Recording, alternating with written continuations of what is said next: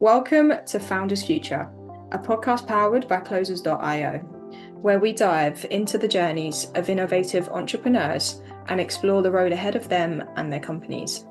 I'm your host, Olivia Salmons, and in each episode, we'll uncover the stories behind impactful ventures, the challenges faced along the way, and the strategies driving their future growth.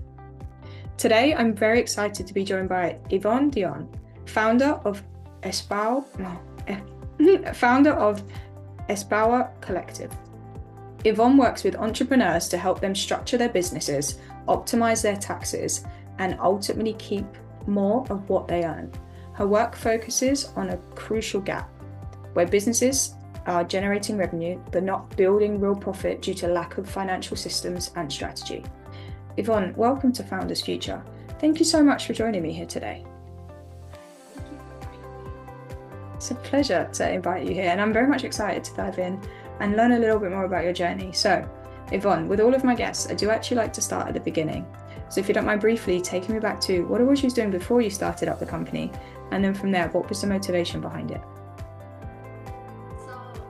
Espoir Collective is actually, I just opened that umbrella, quote unquote, last year. I actually started my business back in 2021 with Espoir Studios, in which I was doing permanent makeup, tattoo, and training. And before I was doing that, of course, like everybody starts off as a side hustle. And while I was doing that, I was in grad school studying accounting and tax, Wow. and also studying for my CPA license or certified public accountant license. And to be honest, when I first started, everybody has like such a great or everybody has like a purpose driven like start, and everything. But for me, I was just a broke college student and needed side money. And I was like, it's not like I was really good at art or makeup or anything like that for why I chose permanent makeup or lips in particular, because that's what I was tattooing. I never did like brows or anything like that. I literally just, the reason why I chose lips to begin with is because when I was studying in graduate school, I was going to University of California, Irvine. And down there, the market for permanent makeup and lip blush was already pretty saturated.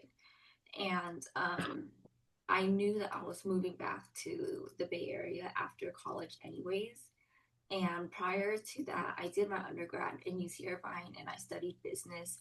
But even before that, I come from a family of business owners. So I started learning about management. And I mean, I was a receptionist at like 10. So I was always in like the business industry. So just it kind of just came naturally to me, like doing the market analysis, the research, the competitive landscape, and everything like that. So up here in the Bay Area, lip blush wasn't saturated or really introduced as much. We had barely learned about brows. So then I knew that if I studied or if I learned how to do it when I was in Irvine and I took it up to the Bay Area, I would be one of the first to tattoo, and one of the only, like, I would say less than 10, maybe even 5 trainers, because I already had my goals like mapped out. I already knew when I wanted to become a trainer, or not. No. Well, I hoped, because that's like more skill based, and then I knew when I wanted to open my e-commerce and whatnot, and I kind of um, did my business model and planning backwards that way. So as I was learning in SoCal, I was driving up to the Bay Area to build my clientele. And within the first 3 months, I had already become fully booked. And my definition of fully booked is two clients per day, 5 days per week. So I was indeed fully booked. And then by that time I had already done my first like one, I would say, I think I was like at 80. And then if you want to count like touch up sessions, then like 100 lips already in that Wow. little time. Yeah, So that's a lot of lips. it is a lot of lips. And I was like, I feel like I'm gonna run out of people's tattoo. But then I was really I did a lot of marketing, but a lot of psychology based marketing, and Oh, um, in regards to building my reputation, yes, it was my work, but then I also knew how to brand myself and how to build the clientele that would bring more of an advocacy and referral base rather than just a one and done. Because nice. in my, I don't look at my clients as just another number on the list. Like I remember everything about them, and I still talk. I still talk to them. Even they're actually waiting for me to come back even after my 1 or 2 year break from my business. Wow, 2 year break. Firstly, thank you so much for sharing that journey. And you said at the start, that you didn't really have a cause to start, obviously, the business you was just doing it because you was broke. But I think that's a great initiative. Not many people would have done that in the position you was in, gone off and said everything. And naturally, as you said, growing up in a house full of entrepreneurs or in a family full of entrepreneurs, I think naturally you just have that and like that survival instinct that you know how to make money and in a way that suits yourself and seeing it grow from there. So it's really cool. And kind of I feel like this the what word do I describe the fulfillment that you get from the work that you do is a really thing because you like provide women with confidence in their look, which is a really cool aspect that you can add to the business as well. Like any form of cosmetic surgery, whether it is, as you say, like makeup, tattoos, or even moving into more of like the more nuanced stuff that I don't know if I'm allowed to say on the podcast. So it is just adding a level of confidence into other people and actually setting yourself up in your own business is a really cool aspect. So you mentioned there obviously more in the psychology of marketing. So like what are you doing or like what methods did you find most effective when you was trying to attract those right kind of customers to work with? Well, honestly, in the beginning, when I first started, I didn't have an ideal customer. I was just working on building my clientele, and Yeah. it's that you mentioned the whole like the value about a thing, because for me, I didn't realize that tattooing or yeah, tattooing was indeed a passion because I didn't grow up in a family of passion. We was entrepreneurs and making money. Yeah. Um, so then I didn't realize that it was a passion of mine until I found myself, I would tattoo clients, and I would go to go to school, study for my boards, tattoo clients, and then practice at night and then post. And then once I started getting the testimonials back, because with permanent makeup tattoo, you don't see results until like 6 to 8 weeks. So the Oh, I didn't know first that. like 2 months while I was working on clients, you do see the results right away, but then it's not like fully there until later on, when 6 to 8 weeks later. Yeah. So I started getting the testimonials about how, like you said, um, my clients were saying how I changed their lives, and a lot of some. This is like around COVID times too. So Oh, then okay, there cool. was some of them had quite some uh, tear jerking stories, to be honest. And I didn't realize that just tattooing some color onto or shape onto people's lips and whatnot could be such a confidence booster. And then like seeing how much I cared for just wanting to make my clients feel good and look good and like in their natural skin and natural self. And then realizing that I would start off, if I needed to, I would do the service for free. And I think that's when you know what, like that's your passion, if you're willing to do it for free and work Absolutely. on improving yourself, or work on improving your skill for your for the sake of your clients or for the sake of your output, not for the sake of the money. And I think that, yeah, so that's what I knew what the passion was. And then in the sense of the marketing and sales psychology side. So with my marketing, I would I sorry with my You're okay, take your time. edit that part out. With my sales side, to be honest, since I built quite a reputable brand to begin with, I didn't really need to have a client acquisition funnel just yet Yeah. until I started bigger. Um, because I was just getting my referrals or my work or the testimonial spoke for itself. Because if you were to read my Yelp page and everything, you know you can kind of tell when there's those testimonials where it's kind of like short and to the point, and it's kind of, and you know it was those, oh, if you write a testimony for me, you'll get your next session, Yeah. you'll get it, whatever like that, you know. So then you can kind of tell that mine were genuine. And then um when I first started, before I was fully booked, I kind of just, every time I do anything, whether that is talking to a client or marketing or content or thinking of a caption or something like that, I always just put myself in the client's shoes. So, for example, um, we could, when I put my availability for the month up on my story, a lot of people, what they usually do is they just put up a calendar and then like X out the date. Yeah.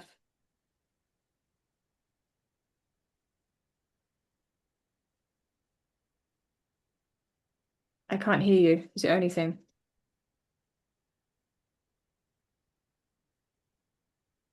I can't hear you. Your mic's gone. Or something's gone. I don't know what it is.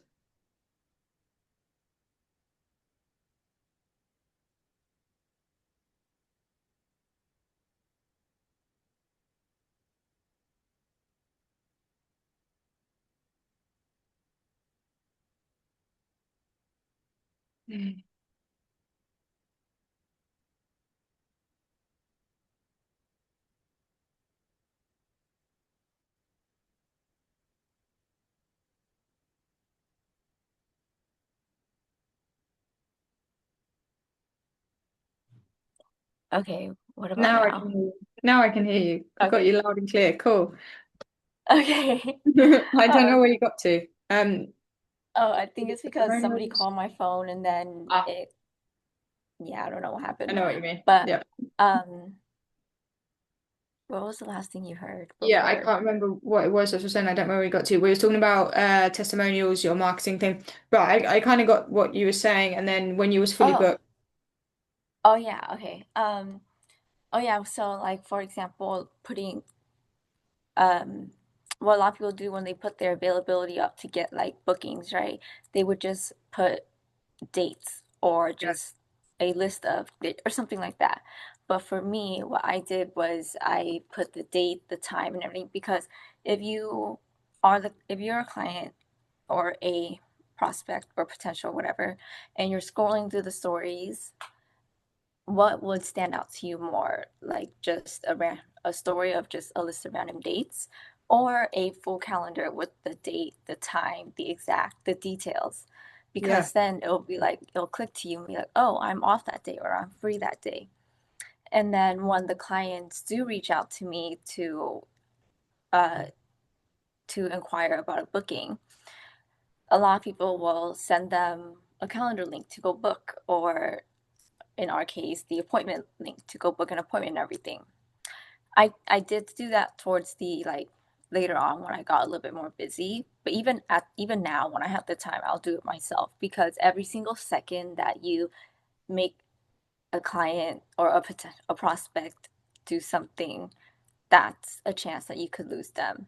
So instead of sending them to the booking link that I had, I would just ask them for their information so that I can Nice. book them in myself. And Yeah. I everything I did, I always just put myself in their shoes, and then I'd be like, okay, what would stand out to me more, or what would what would make me what what step would make me less likely to do it? Because like, what if I really do want to book, but then I'm like, okay, I'll just do it after work, and then you could lose the client then. It's very true. Another thing, another thing I would do is when they inquire about pricing or some more information. I did have the whole Instagram saved replies thing and stuff like that, but then my instant responses were always tailored and personalized. So then I would have it as if I speak, I honestly, my business, I would say I'm not super business professional because I think that the way you portray yourself online is going to be the type of clients that you attract. And so I didn't want to attract those that to be honest, would give me too much of a hard time. So I'm pretty casual with my clients and my students. And so the way I would frame those messages, it would be as if I was talking to them at the real life consultation. And then Also, I had like blanks in certain spots. So that way, when I do click the whole save reply thing or the copy and paste, I fill in these certain spots because it's yeah, tailored to whoever I'm speaking to. And that way it lets them know that, it's not just a robot or a instant reply that they're getting to yeah, everybody.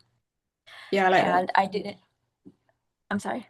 I said I like that. You're personalizing the messages, as you say. It's a nice touch. It Mhm. it comes across like even as you're saying the message notes and the way you like portray yourself, but when you are customizing, it makes it more of a personal experience for that customer. So as you say, even cutting out like um the options in booking a time, I couldn't think of the right word then. It allows them to have a smoother process of what it's like to work with you. So as you say, collecting the information and I'll book in for you later on. It's a really nice way to just kind of make that process a little bit easier and that journey easier when they are obviously working with you and getting the product done. And I suppose, Yvonne, what are your like ultimate visions or ambitions for the company moving forward? When you think of maybe like the next 6 to 12 months ahead, like what are those goals or those milestones that you're working towards achieving? So, oh, and this whole time I was talking about my tattooing, but so I started teaching other people how to tattoo. So actually, I told myself that I wouldn't start doing that until there wasn't going to be an answer that somebody could ask me or a lip that I could not do. So I made sure that I mastered every part of every potential because I run I'm very values and ethics based, so I would never do anything that I'm not ready for. Cool. So then I made sure that that was the case. And then so when I started teaching my students, I didn't just teach them how to tattoo, which that's what a lot of people do because that's what happened to me. I got taught how to tattoo and then you just get thrown in the wind. Thank goodness for me, I had the natural business acumen already, so I kind of knew how to start a business and what to do next. Other Yeah. people, they're just like, okay, I got this certification. Now what do I do? So um, that's why for my training was known already to be very more on the business side because you teach them how to tattoo and everything, but then after that, it's in regards to them up leveling their skill. That's on them to actually take the marketing strategies that I teach them and implement it. But then they have to, do the work. Yeah. And then I started to realize that um, not even just with my clients, but with my colleagues and my friends and those that I speak to, everybody was just they were kind of like I wouldn't say they were just winging it. Like they would some of them they didn't know what metrics were they didn't know why what was driving their revenue, Yeah. or why they weren't getting, or why their sales were inconsistent, or why your clients were consistent. They're like, oh, I'm posting every single day. Why am I not getting this? But then they don't look into the data of it, of which post makes what, or what service is actually bringing in more than this service and this and that. And then um, when I started to teach more, that's when I started to get. That's when I didn't want to overwhelm my students with taxes and like entity structure and the whole legal side of things. Just yeah, it was just plain and simple operating your business, getting it started. And then the reason why I decided to make this shift into fully like more on the legal business structure and tax side and everything is because um, I structured my business wrong.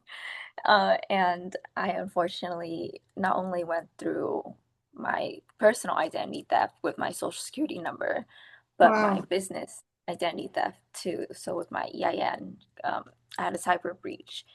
And that's why I haven't worked for the past 2 years because I've been trying to recover both ends.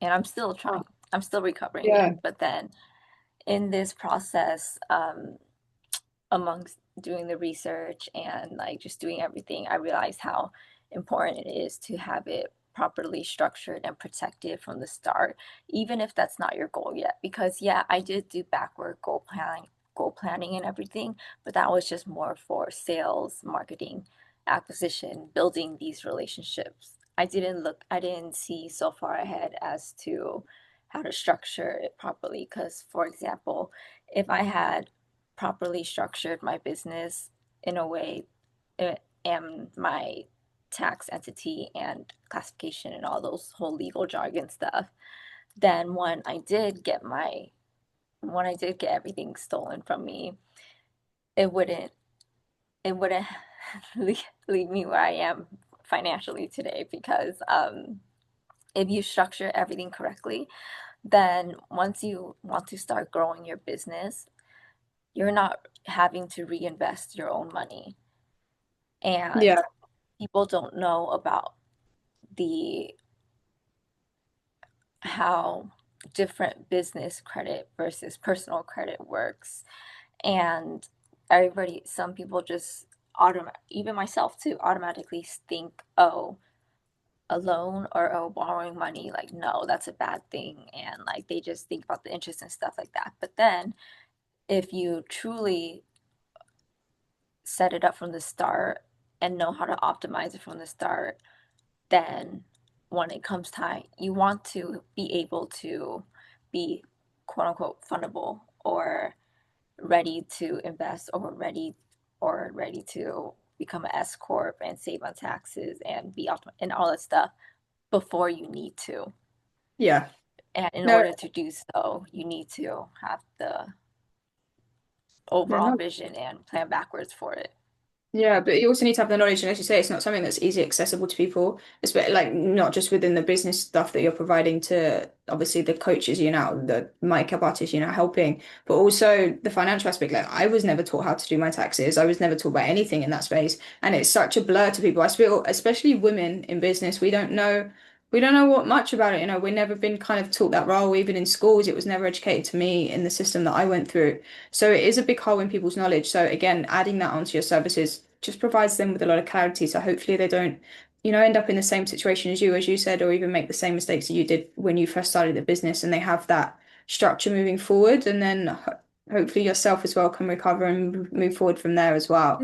But Yvonne, we have run out of time, but thank you so much for joining me today and for sharing your incredible journey and insight with us.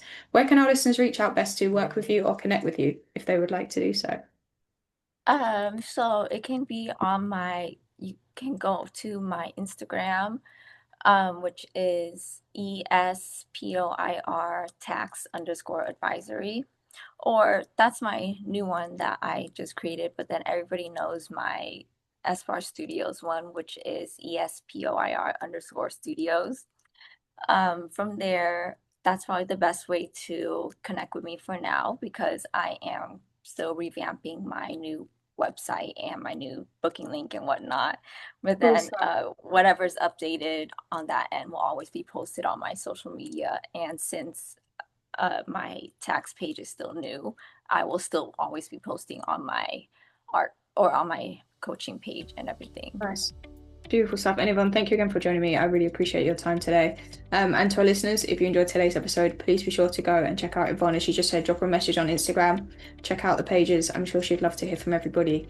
And do not forget to subscribe to Founders Future via wherever you listen to your favorite podcasts.